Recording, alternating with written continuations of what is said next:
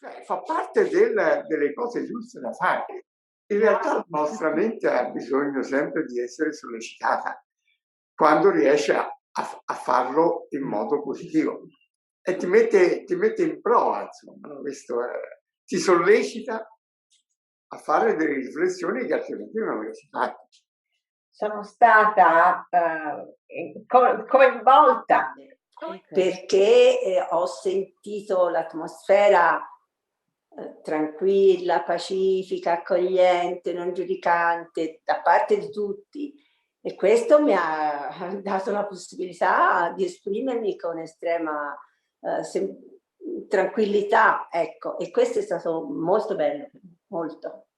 Era una cosa che proprio emotivamente mi ha arricchito tantissimo. Sì. Questo dover cominciare a usare questi mezzi è stato stimolante anche per la mente delle persone, perché quando si ha una certa età si tende a tirare avanti col tran tran di tutti i giorni, no? Invece questo è uno stimolo a fare cose nuove, a imparare anche cose nuove. Per me non è stato complicato. L'ho fatto volentieri, capito? Un po' strano, sì, mi è piaciuto anche a me, però un po' strano. Un po' strano, vero? Il fatto di entrare con lo schermo nelle case rende la cosa più intima, più personale. Cioè ci coinvolge in certo modo nella vita degli altri, più da vicino. E poi, a parte il periodo, dà il vantaggio anche a persone che sono impossibilitate a muoversi, a usufruire di questa cosa. E questo è molto importante.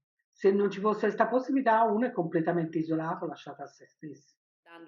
L'arte mi è piaciuta tantissimo. Quasi una scoperta nuova, di guardare con un'attenzione diversa un'opera d'arte. Queste opere d'arte me le sono sentite proprio quasi, come dire, vissute, me le sono vissute. Comunque per noi, come avete visto, è stata un'occasione per stare insieme, quindi è venuta lei qua da me, insomma, sì, l'attività insieme a Casa Siviero, poi dopo siamo state il pomeriggio insieme anche, sì, una poesia, sì, con tutte le parole che abbiamo portato, i contributi di tutti, sì, quello è stato davvero un bel momento.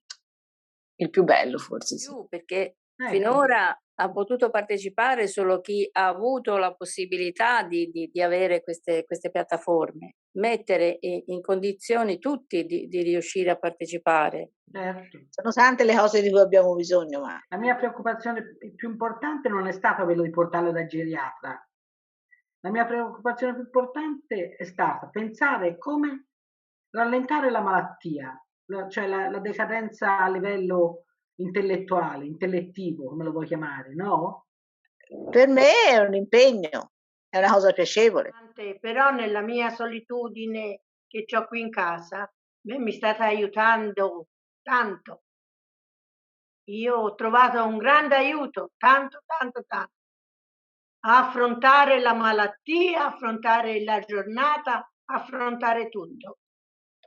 Anche la morte a affrontare. Sì, io voglio essere sincera. Ma per me hanno fatto tanto, avete fatto tanto. Più del dottore. Il dottore mi segnava i farmaci, che poi lui non prendeva più per nulla. Perché... Con i percorsi museali invece hai quella riprova. Sì. Quando siamo lì, vedi la trasformazione dei nostri malati.